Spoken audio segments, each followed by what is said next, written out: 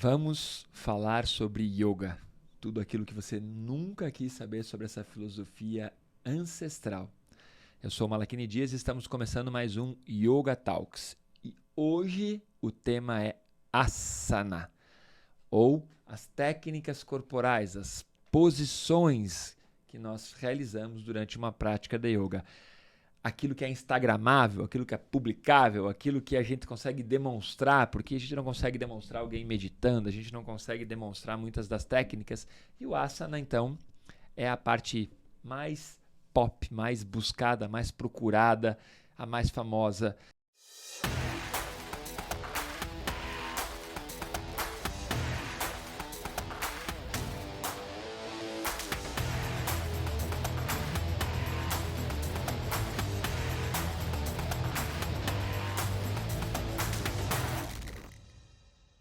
Então, para falar sobre asana, sobre técnica corporal, eu chamo meu queridíssimo amigo e cofundador do podcast, especialista em soft skills, Vilmar Duarte.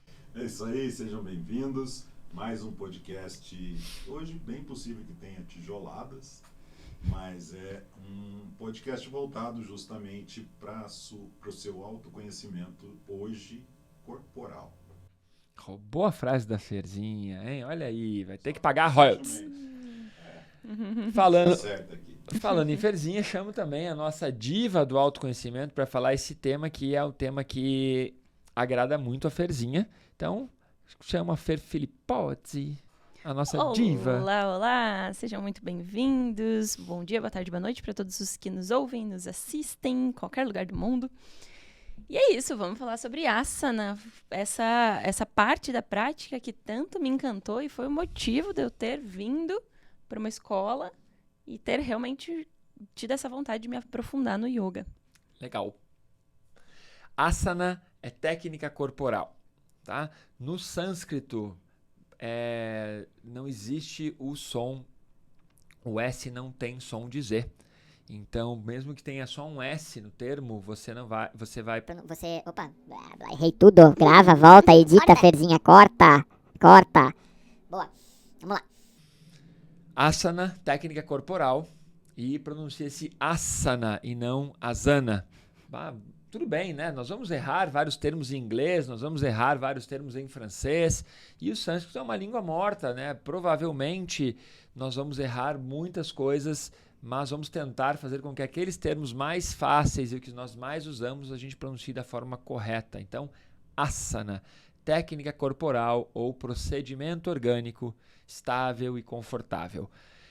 Vamos nessa! Eu acho legal já trazer que não existe uma quantidade fixa ou finita de asanas. Na verdade, eles seriam infinitos, porque a gente vai falar ao longo desse episódio que asana não é uma mera técnica corporal, não é um exercício físico, não é uma ginástica. Então, existem determinados fatores que diferenciam isso de um asana.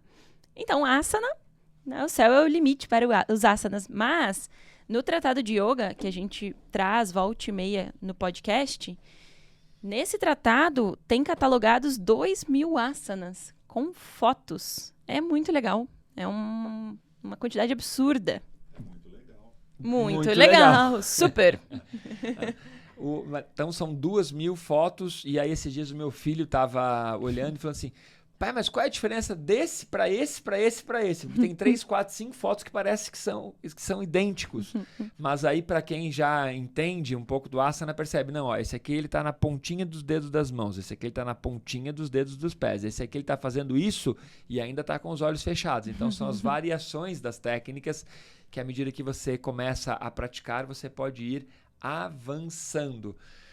E existem também toda uma lenda atribuída ao número de asanas, né? Então surgiram, segundo essa mitologia, essa lenda, 84 principais asanas. Então existem modalidades de yoga e métodos de yoga que vão focar somente nesses 84 que seriam considerados os principais. Diz a lenda que Shiva, quando veio, né? Aí nessa lenda considera que Shiva era um deus, não era um ser humano que praticava, e que ele veio ensinar essas 84 posições como forma do ser humano evoluir através das posições e das técnicas. Depois essas 84 viraram 840, à medida que foram se acrescentando ali as variações, mas o que a Ferzinha trouxe no início é o ponto principal. Não existe um número catalogado fixo de asanas, porque os asanas, eles são baseados, são as técnicas corporais, e o que vai definir se é um asana ou não é o seu estado de consciência, ou seja, são os fatores do asana. Se você está respirando de uma maneira correta, se você está focado naquilo que você está fazendo e se você está aplicando uma intenção naquela posição. Isso é o que vai definir asana. Patanjali, que um dos mestres mais conceituados, não importa qual tipo de yoga que você pratica, Patanjali está dentro desse conceito de ser o mestre mais conceituado ali. Ele sistematizou o yoga clássico, escreveu o Yoga Sutra. Patanjali definia asana da seguinte forma: asana é posição firme e confortável, ou seja, ele dizia Stiram Sukham Asana, posição firme e confortável, está lá no 246. E aí entra nisso que a Fer falou, então qualquer posição, desde que ela esteja firme e confortável e que ela tenha o intuito de conduzir você à meditação, temos que dizer isso, né? Ela pode ser catalogada como um asana. Isso, e como você está falando de história, de mitologia, eu trago aqui o livro de Joris Marengo, um grande professor da nossa filosofia, e ele tem esse livro, Asana Nankin, e ele traz uma passagem que é romântica, uma coisa bacana, uma parte da história. Então, diz que existiu o tal do bailarino arcaico, que nós chamamos de Shiva, ninguém sabe exatamente o nome dele, o primeiro praticante, enfim, mas que depois ele veio a ser conhecido como Shiva, e ele, curioso e surpreso, de uma maneira intuitiva, ele aprofundou nos experimentos dos movimentos que ele já utilizava na dança. E começou a associar a esses movimentos, a essas posições, a respiração. E com isso, e algumas atitudes mentais, contrições, alguns cânticos, que nós chamamos hoje em dia de mantras, uma linguagem gestual, que são os mudras, diferentes dos usuais. E cada vez que as combinações, que ele ia fazendo essas combinações, ele ia percebendo um estado de lucidez mais aprofundado. E isso ele foi incorporando às suas práticas, à sua dança, e ele foi aprimorando o balé que ele tinha, né? Que ele fazia. É muito interessante. Esse livro que o Jojó escreveu e que o Vilmar trouxe, presta aqui um pouquinho, vamos mostrar aqui de novo. Asana Nankin, porque para quem nos assiste pelo YouTube, né, consegue ver a imagem. Se você nos escuta só nos streams de áudio, você pode dar um Google depois e buscar Asana Nankin, Joris Marengo. Ele é um artista, o Jojó, além de ser um excelente professor dessa filosofia, ele é um artista mesmo, ele pinta quadros e tudo. Então, os asanas são as posições desenhadas por ele, desenhadas nessa técnica chamada Nankin, e cada posição ou cada asana, ele coloca um poema sobre aquele asana, sobre aquela técnica. Então é um livro incrível. Se você tiver interesse em adquirir, já vou fazer aqui um jabá para o meu amigo, professor Joris Marengo. Nos manda uma mensagem, a gente consegue esse livro para você. E aí vemos uma forma de viabilizar isso. É um livro incrível, tem um também, é decorativo além de tudo, né? Sim. Isso. Boa. Bom, vamos falar sobre asana um pouquinho, no sentido de, isso é o que você faz na academia, provavelmente, isso é o que você faz com o seu professor de yoga, isso é o que você mais faz, são as posições. Existem aquelas posições que são lindas e populares, todo mundo quer fazer, aquela posição que está na capa da revista, que está no outdoor, e existem aquelas técnicas que têm menos glamour, mas que todas têm a mesma função, que é gerar autoconhecimento.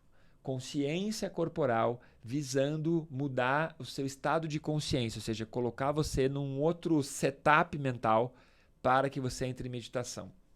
Para isso, nós praticamos o asana considerando 3 fatores principais, tá? Cada um de nós vai falar um dos fatores para que você aprofunde e aprenda um pouquinho mais sobre esses 3 fatores. Ferzinha, qual é o primeiro fator de uma boa execução do asana? O primeiro fator é a própria posição, né? Um procedimento orgânico. E ele engloba 3 outros desmembramentos. Então, para que o seu a sua posição seja mesmo um asana, ela precisa ser estável, como o Malakini já trouxe, de Patanjali, confortável e ainda estética, porque, né, fica mais leve, fica mais bonito quando a gente pratica coisas mais estéticas. Instagramável. Mais instagramável. E... Se esses fatores do asana tivessem sido escritos hoje, atuais, e não lá antigamente, eles seriam, em vez de estética, seria posição firme, confortável e instagramável. Mas isso também porque, geralmente, quando a posição tá estética, ela tá mais correta, mais tecnicamente correta. Quando ela tem alguma coisa ali estranha, meio torta, em tese, tende a estar errado. Porque você pega o alinhamento da coluna, posicionamento dos braços, dos pés. Se há uma estética, um posicionamento mais corretinho ali, a probabilidade é que a posição esteja dentro do que se espera. E o ângulo didático, né? Porque o ângulo didático deixa ela mais estética. Porque é como os alunos vão aprender. Boa, mas aí isso vem nas regras. Regras gerais. Regras gerais de execução, ainda vamos falar. Faz parte da estética. É que o Vilmar, ele tá muito, muito, muito sagaz. Ele já quer lançar alguma coisa para você ficar até o fim com a gente aqui no podcast. Além dos fatores, tem as regras gerais de execução do asana, tá? Mas vamos lá. O primeiro fator, então, é sobre a posição. Procedimento orgânico. O segundo fator, Vilmarzinho. O segundo fator é a respiração. A respiração, ela pode ser subdividida, vamos colocar assim. Ela tem umas regrinhas que precisam ser colocadas para o asana, principalmente, né?